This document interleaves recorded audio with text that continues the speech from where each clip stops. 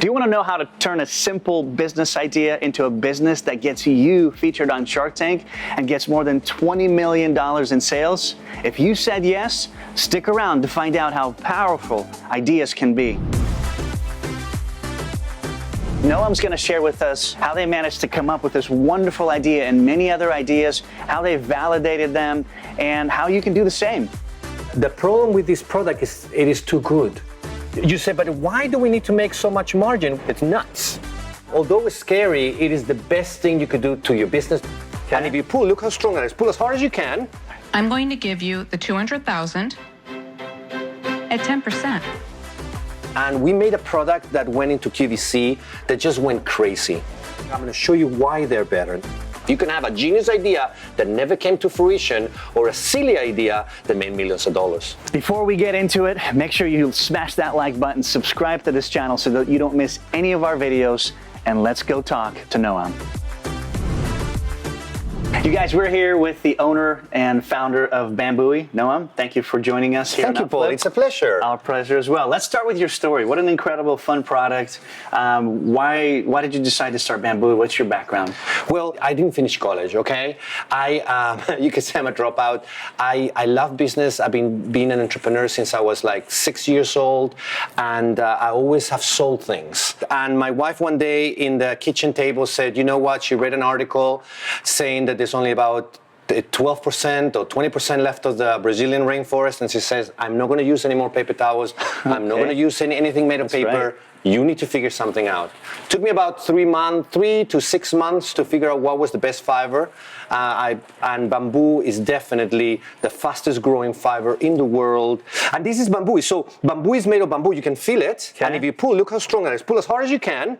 This is one of the... Oh now, they are perforated, and this towel is washable up to 100 times. So one roll replaces about 400 to 300 rolls of paper towels. Mm-hmm. And that was the idea. The idea is to make a sustainable product for people. And then people ask me, where do we put them after we wash them? They don't go back in the rolls. So we created a dispenser later. So this is how we started our company with Bambooee.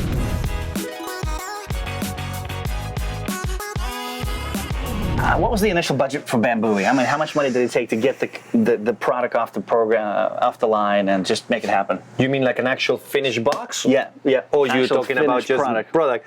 Not very much. Maybe between 3 and 5 grand. Okay. Yeah. To actually make it happen. Yeah. And then Lori invested $200,000 for 10%. But we already have been on business for a while. You've been selling, okay. Yeah. So it wasn't that I had invested. I did 5 grand, and then Lori gave me $200,000. Right. We already have run it, and we already had sales. But what she didn't buy just Bambooee. She bought the whole company. Right. Part onto the whole company. We already had almost 2 million, 1.6 or 1.8 million dollars in sales. Okay. But to make the first roll of Bambooee, you're saying it was about $3,000 to $5,000.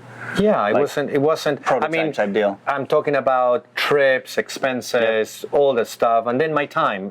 Depending how much you value my time per hour. I value it at 0 because it's my investment, right?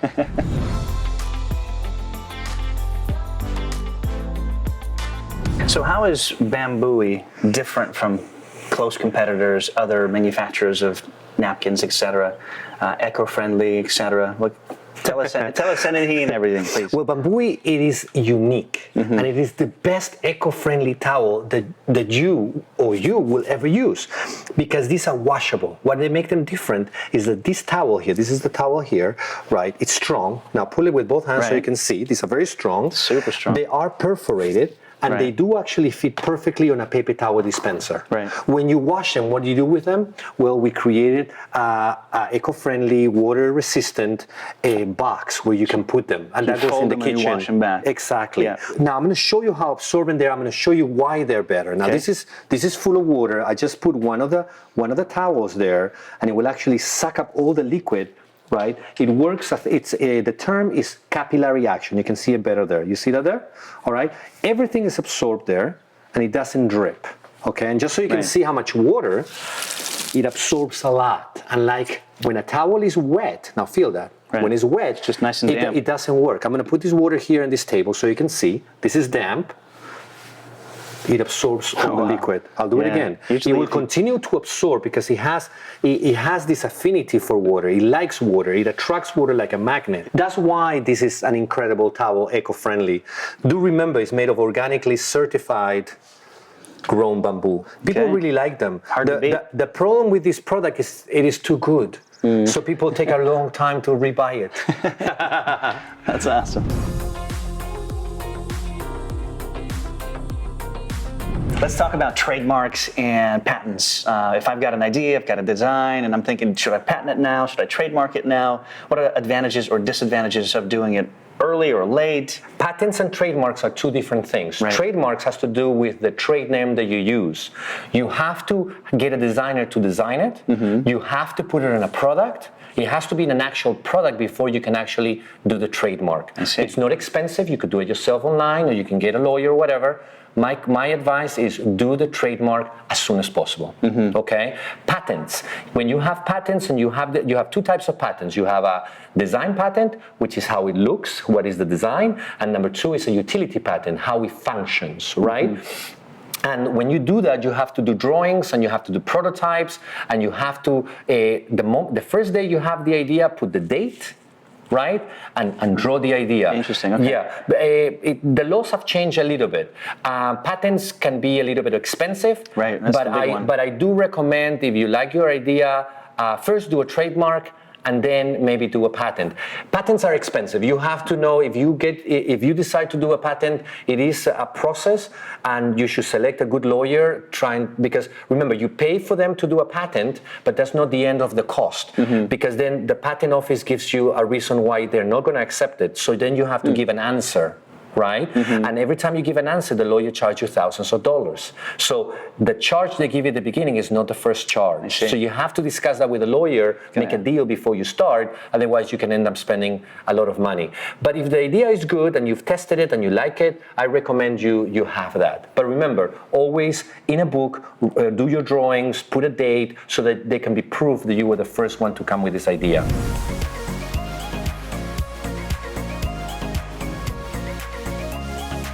What are the profit margins? I know you've got a lot of products. What are the best, highest profit margins? Which products, and what are the lowest? Last year we did, although it was a pandemic year, we actually did millions of dollars. We actually did okay. My recommendations for products, okay, if you're selling just products, right? Your profit margins need to be above ×3. What means minimum. It's a minimum, right? Which means if the product costs you $1, you will sell it for $3, right? You have a margin of 2.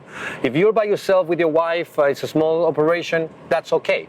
But the moment you grow a little higher and you have employees, because it will happen, you have to try to go to ×4, 5, 6, 7, 8, and Coca-Cola and Pepsi, it's times a lot more because it costs nothing to make that drink. But because you say, but why do we need to make so much margin? Well, I only need 100% of the profits, because you have to consider, you have to spend the money for the product to be there. You have to have a warehouse to have it. You have to have shipping, right? You have to have insurance. Then you have to, then when you ship the product today, shipping, it's very expensive. You can sell a product that costs $10 and the shipping can cost you $6. It's nuts. So you started with this, but I see the pillows. Why go into pillows after the fact? And then who designs these products? Who works on the everything? I am the inventor. I started tinkering until I got a good product, right? And then we found that the bamboo fibers come from a rayon. It's a rayon fiber which was designed to be as soft as silk. So I found out that it could be a great product for sleeping. Right. So just bamboo started opening up other bamboo doors. Today, if you go and you look for bamboo, there's bamboo. Everything is made. You can do anything out of bamboo except a camera, right? but so if you feel this is really, really soft. It is. And I wanted a pillow that was amazing. And we made a product that went into QVC that just went crazy, right? And this is the latest evolution of the pillow. This is charcoal infused, because charcoal it's supposed to be very good for skiing. Okay. And this is soft and it's made of organic bamboo. And if you open this, inside here you have shredded memory Just a foam. bunch of shredded. And the reason chunks. this is shredded is because it will adjust instead of being a block of memory foam like normal pillows. Right. And you can adjust it. So I can take a whole bunch and make it softer. So if I like smaller pillows, we could take out half this stuff. My God, these pillows are amazing. Yeah, Look, you have to feel it. Yeah, I don't want to get up in the morning. You made me get up this morning very early for this shoot. But these pillows are. You guys need to get one of these. These are We're not here to amazing. just market this, but this is we have incredible. this in every house, and whenever we have guests come into our house, they always like to steal a pillow.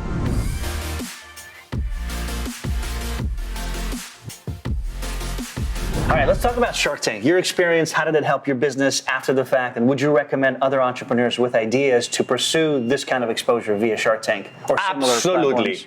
I would recommend it absolutely because you're there, right? And I remember walking, and when you walk in and it says tan tan, there's no music, so I had to play it on my head as I'm walking, right there. Pure silence. Yeah, pure silence, right? Oh, We're man, walking with the my wife. pressure's on. But I'm telling you that although it's scary, it is the best thing you could do to your business because it gives you immediate international exposure. I mean, nationally when it airs, and then they re-air it internationally. I have people, emailing me from all over the world. But today you have many choices. Business people and entrepreneurs are coveted by many different platforms, and you have Shark Tank definitely should do it. But if you go in Shark Tank, you better have some sales, okay? Otherwise, they'll eat you alive. You can do Kickstarter, and if that's too much for you, just make some and go to the farmers market or the flea market. It doesn't matter as long as there's a platform for you to do it. I recommend people instead of going to Shark Tank first or to go to test their products with real public, So because that's local what stuff. Exactly, because that is more real. If I go to my local market and I get feedback and I can better my idea.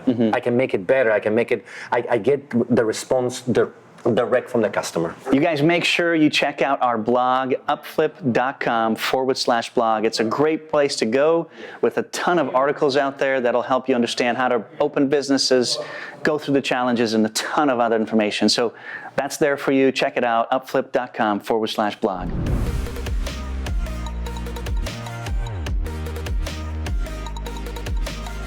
How did you know the pillow, this would be a good business idea? How did you validate it in a nutshell? How would other innovators watching you right now go through a process to figure out this is the right process? You see, the thing is you're thinking too much. Okay. Right? When you are a businessman or entrepreneur, you do more and you think less. There's a thing I call analysis paralysis, right? If you analyze too much, you'll be paralyzed, and months will happen, years will happen, and all you will live is with regret. The purpose of being an entrepreneur and a businessman is to do things. You have an idea, just make it happen. It doesn't matter how. It takes scissors and a glue gun and a knife from your mom or whatever the case may. Do the project, make it happen, show it to people, see what they excite, do some changes, and start calling manufacturers. It is just a doingness thing, and more important, executing. More important, take a piece of paper and a pen and write down what you're gonna do. A good list is much better than the most genius ideas that you might have. You can have a genius idea that never came to fruition, or a silly idea that somebody made a list and made it happen and made millions of dollars. Well said.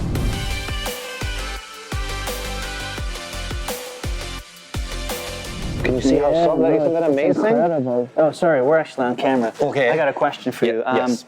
So for other innovators who are looking to innovate new ideas, what would you suggest to them on how to turn their idea into an actual business? Okay, really simple. It's 3 steps. Number 1, you have an idea, buy a book or get a book and write the date and your idea on top.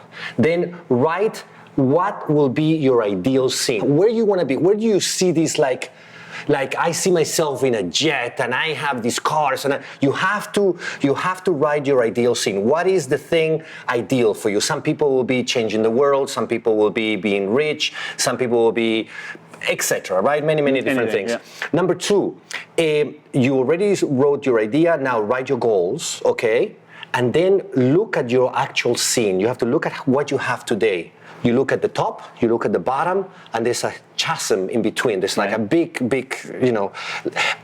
space in between. and then you have to work the steps that need to be done. And the second thing is don't have the third thing, don't have analysis paralysis, which means you think so much that you don't do.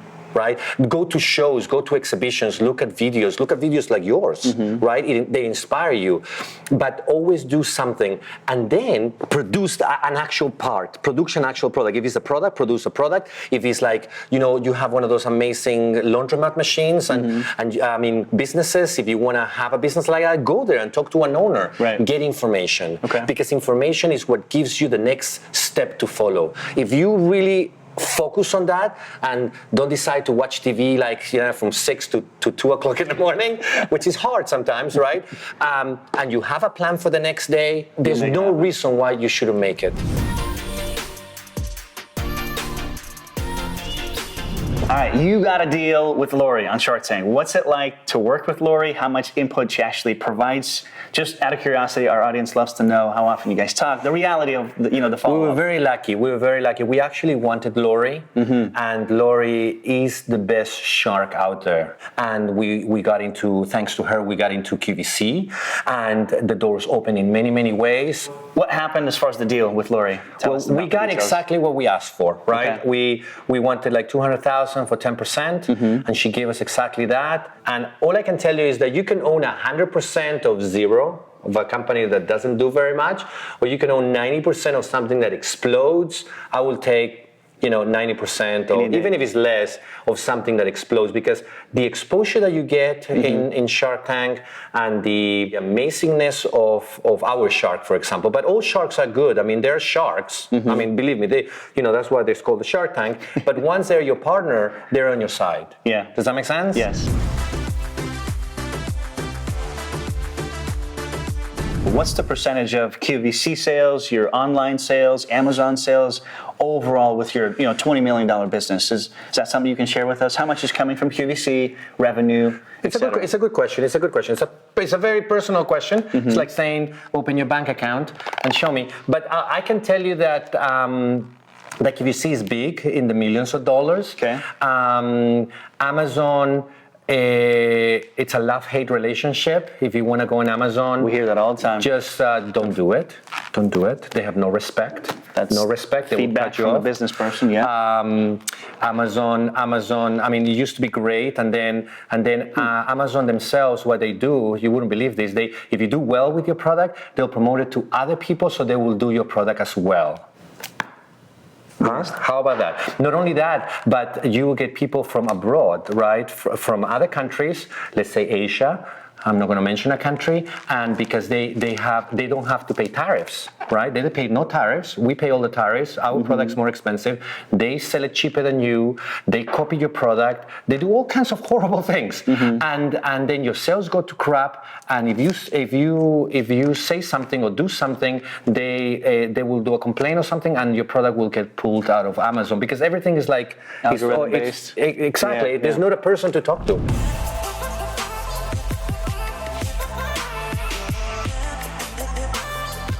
Let's do some blitz questions. Okay. 10 seconds at most. If you could win the lottery today and earn a fortune that will last you just a lifetime, right? Would you just give this business up and innovation at all? Absolutely not. Absolutely. Being an entrepreneur is about passion. And if you have money or no money, is not an issue. Okay. What was the final thing that pushed you to start working on this business? My wife. Okay. What is one of your hidden talents? Can you show us or tell us? I can speak Spanish fluently. Okay. Hola, ¿cómo está usted, señor? What is the one news that you would like to wake up to tomorrow? I would like for the world to rewind to 2019. I'm with you. When you are not running a business, what would we find you doing? I am passionate about food. I actually am passionate about chocolate. Chocolate. Okay. I'm so passionate about it. I made a chocolate lab in my garage. Bonbons and stuff like that. So I have like a spray booth, and I have a tempering machine. So when I retire and I'm a sell whatever, if I sell the company or whatever, I would love to do chocolate. Make chocolate. Okay. What's your favorite book that just helped you either become a better person? The Journeyer. Okay. Yeah, it's an amazing book.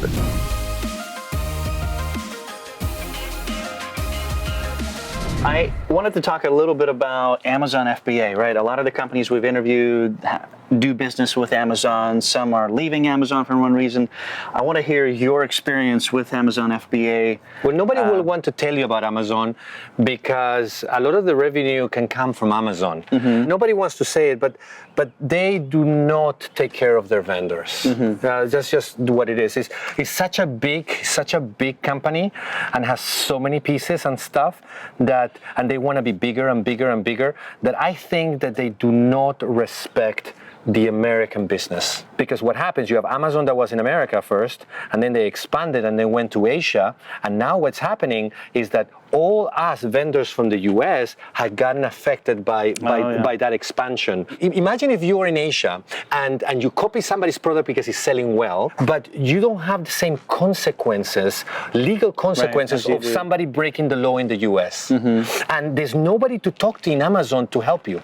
You go and it's like automated, and you go again and automated. Even when you go with a lawyer, they take long time, and meanwhile you can lose hundreds of thousands of dollars. So when you ask me what's my experience with Amazon FBA, don't do it. And here, you guys, we're not here to bash anybody. We're here to get firsthand experience from all these successful business owners on their experience.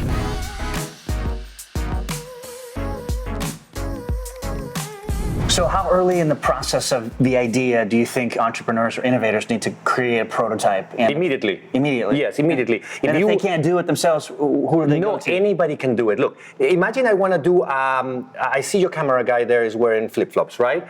Okay, I want a different type of flip-flop because the flip-flop you right? And my foot got hurt. Okay. So I take the flip-flop, I cut it, and I have ideas that I'm going to put a certain thing, you start thinking and grab anything and everything is fair game. In your house, in the store, it doesn't matter what it is. And I had a friend that also innovates things, and he called it Frankensteining it. Right? So he makes that product, and then with that prototype, because remember, most people that are on that industry did not create that because they are set on their ways, and they say this is the only way that is done. So with the flip-flops, you went straight to actually working on them instead of overthinking it. And exactly, because there's nothing, you can draw all you want, and you can do CAD all you want, but you need an actual real sample. Today is really, it's a lot easier because you can pay someone, okay, so let's go the proper route. You have an idea, you do a little design, you have a little bit of money,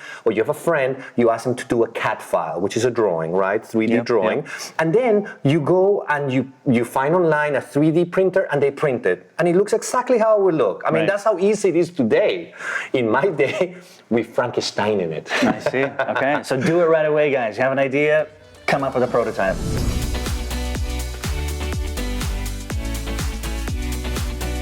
So you've gotten the Housewares Show Innovation Award for Bambooee. Yes. How did that happen, and how did that help the product and sales in general?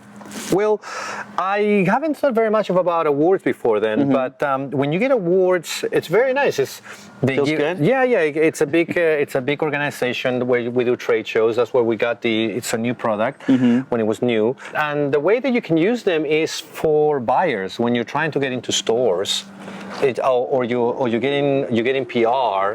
Those always help. So it's always good to. It seems silly to apply for them originally. Right. Almost like asking to be awarded. Right, it's very strange for something that you want to do. It's strange, but you fill up. It's like filling up an application. It's almost like a credit application, right? You fill it out, you show the product, you show the thing, and then they give you an award. Okay. If you merit it. Right.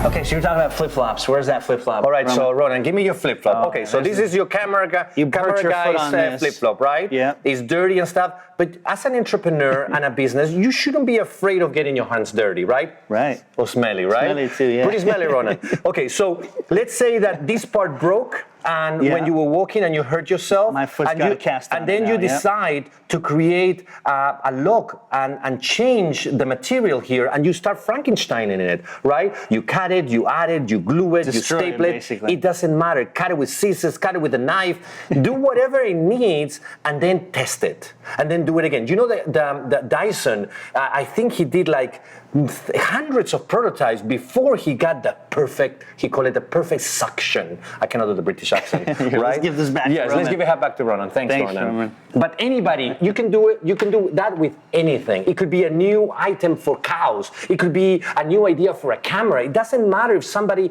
in Japan has all the money, hundreds of millions of dollars. If your idea is better than theirs, you shouldn't be afraid. Just do it, man.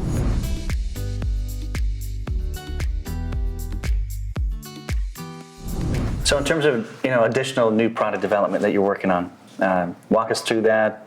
Sort of in closing, it's really exciting to see what we've got ahead, in front of us here. When you deal with knockoffs and you've worked your life and savings into a product or something because you put your life force in it, it's completely devastating. So we created something that was uncopyable, that was a collectible, right? And we created, and the best way, and Disney has it right. When Disney creates its characters, you have more protection when you have a thing called IP property. You talked about patents. IP property is more secure than patents because it's clear that that's the image that is yours, and nobody can copy it. So we created these characters called Unimos. Can you see that there? Unimos. This one here are Africa. We have the farm.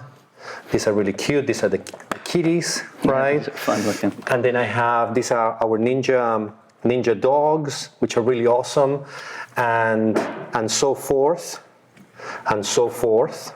And so forth. And we created 16 different scenes with 5 characters each, 80 different characters. And you can see them all here. You see that there? Yeah. These are just the faces. Because what we're going to do with this is we're going to do charms and pins that are collectible. People love those, right?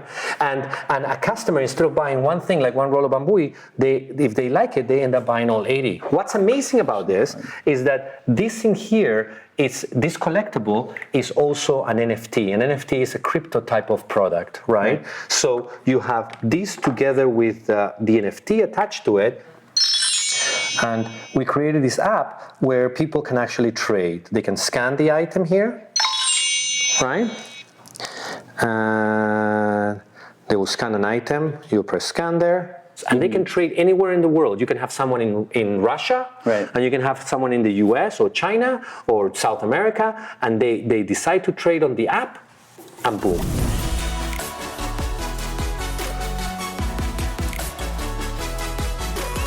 What would you tell them in terms of advice? Anything that comes to your mind? Running a business, being an innovator, changing the world, just anything from your heart. I believe that entrepreneurs and business owners are the heart of any society. Without entrepreneurs, there's no jobs.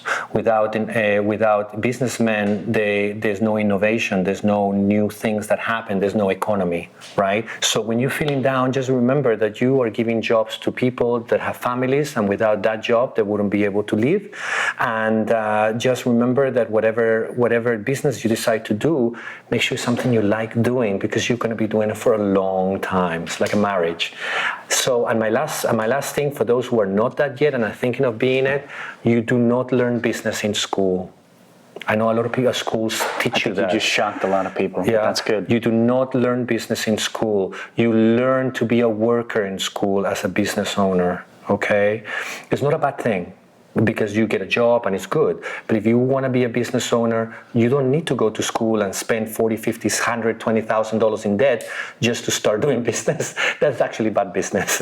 Okay? Makes sense. All right, just go for it. Whatever idea you have, just go for it. Have an Etsy account, sell something in eBay, sell in a flea market, buy and sell cars, whatever the idea is. And if it doesn't work, don't worry about it. Do another one. You only have to worry about the things that succeed. You could have done 100 things. The 100th thing could have been the thing that made it.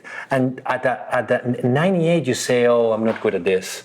You never know until you hit the one that makes it. So my recommendation is never give up, and follow your dream. Just do it.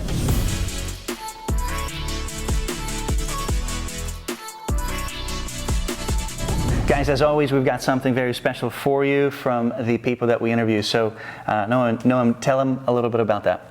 Well, this has been fun, right? And I just want to thank you for watching this episode. I hope it inspires you or it opens ideas, and that's all that matters, because that's all you can do. And I would like to give you a coupon just for UpFlip, which the coupon will say UpFlip 30, and that will be a 30% coupon for anything in our website at bambooee.com. Awesome. Thank you so much. It's been a pleasure. It is a pleasure. Bambooee, what an incredible story. Lots of innovation that you guys saw. I hope you enjoyed it and will execute on many business ideas and insights that Noam has been able to share with you. Make sure you hit that like button, subscribe to this channel. We're doing this for you guys. Also, comment below with what other businesses you want us to interview. Thank you so much for watching. I'm checking out because these pillows are incredibly comfortable and nice.